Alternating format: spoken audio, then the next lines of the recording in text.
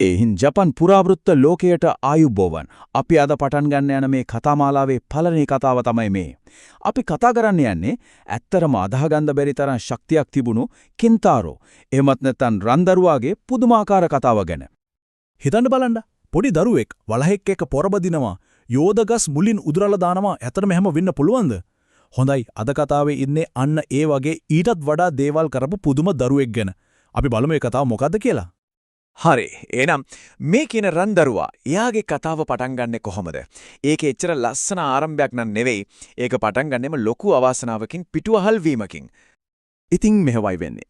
කින්තාරෝගේ තාත්තා එයාගේ නම කින්ටොකි හරිම නිර්භීත සොල්දාදුවෙක්. හැබැයි මොකක් හරි ප්‍රශ්නයක් නිසා එයා රාජසභාවේ අපකීර්තියටපත් වෙනවා. ටික කලකින් තාත්තා මිය ගියාට පස්සේ කින්තාරෝගේ අම්මට සිද්ධ වෙනවා එයාවත් අරගෙන හුඟක් දුර අශිගාරා කියන කඳුකරයට පැනලා යන්න. අන්නේ හුදකලා කැලෑවේ තමයි කින්තාරෝ ඉපදෙන්නේ. පුදුමේ කියන්නේ එයාට පොඩි කාලේ ඉඳලම අසාමාන්‍ය ශක්තියක් තිබුණා. කැලේ හැදෙනු නිසා එයාට මිනිස්සු යාළුවෝ හිටියේ නැහැ. ඉතින් එයාගේ යාළුවෝ උනේ කවුද? කැලේ හිටපු සත්තු. ටික කාලයක් යද්දී එයා ඒ සත්තුන්ගේ නායකයා.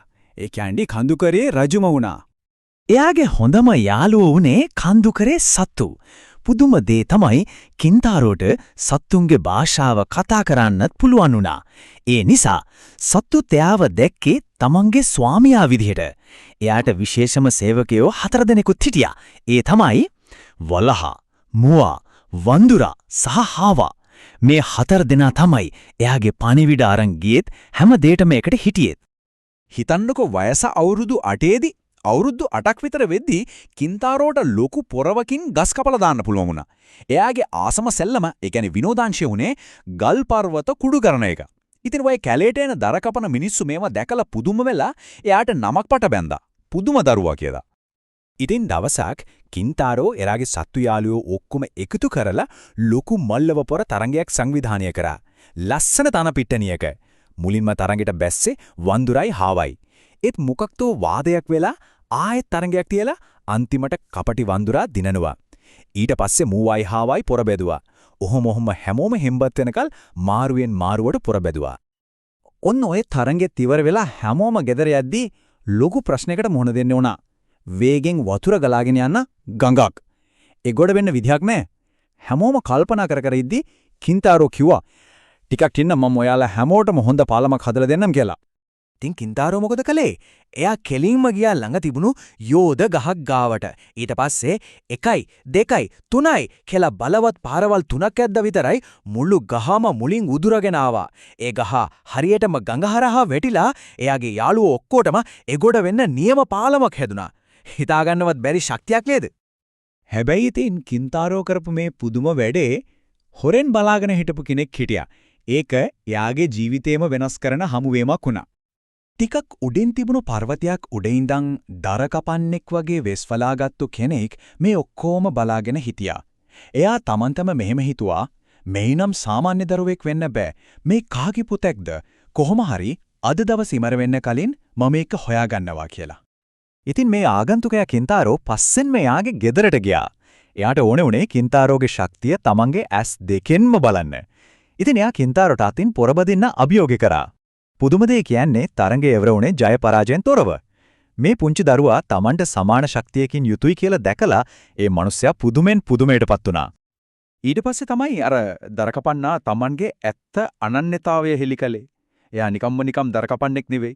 එයා තමයි සදාමිත්සු මිනමොටෝනෝ රයිකෝ කියන මහා අධිපතියාගේ ශ්‍රේෂ්ඨ සෙම්පතියෙක්. එයා ඒ පළාතට ඇවිත් තිබුණේ හමුදාවට එකතු කරගන්න දක්ෂ තරුණ රණශූරයන්ව හොයාගෙන. ඉතින් සෙන්පති සදාමිත්සු කින්තාරෝට යෝජනාවක් ගෙනාවා. ඒක කින්තාරෝගේ මුළු ජීවිතේම වෙනස් කරන යෝජනාවක්. සමුරායි කියන්නේ ඉතින් වැඩවසම් ජපානයේ හිටපු බලවත්ම හමුදා පන්තියනේ. ඉතින් සෙන්පතියා කින්තාරෝගේ අම්මගෙන් ඇහුවා මම ඔරාගේ පුතාව අගනුවරට අරගෙන ගිහින් දක්ෂ සමුරායිවරයෙක් විදිහට පුහුණු කරන්නද කියලා. තමන්ගේ පුතාට එයාගේ හැකියාවන් ලෝකේටම පෙන්වන්න නියම අවස්ථාවක් ලැබුණා කියලා තේරුම් ගත්ත අම්මා හරිම සතුටින් සෙන්පතියාගේ යෝජනාවට එකඟ වුණා. ඇය කිව්වා ඔබ ඇත්තටම කියන දේ හිතේ තියාගරනම් මම මගේ පුතාව ඔබට බාර දෙන්නම් කියලා. ඉතින් සමුගන්න දවස ආවා කින්තාරෝ අම්මට පොරොන්දු වුණා දවසක ලොකු සමුරයි කෙනෙක් වෙලා ආපහු ඇවිත් අම්මව හොඳට බලා ගන්නවා කියලා. එයා අම්මටයි එයාගේ කැලෑවේ පවුලටයි සමුදීලා අගනුවර යන්න පිටත් වුණා. එයාගේ යාළුවෝ 4 දෙනා ඒ කියන්නේ වලහයි මුවයි වඳුරයි හාවයි ලොකු ගහකට නැගිලා කින්තාරෝ ඇස්පනා පිටෙන් නොපෙනී යනකල්ම දුකෙන් බලාගෙන හිටියා. හොඳයි. කැලෑවෙන් අගනුවරට ආපු කින්තාරෝට මොකද වුනේ? එයාගේ අසාමාන්‍ය ශක්තියයි බය නැතිකමයි නිසා හිතුවටත් වඩා ඉක්මනට එයා රටේම ප්‍රසිද්ධ වුණා.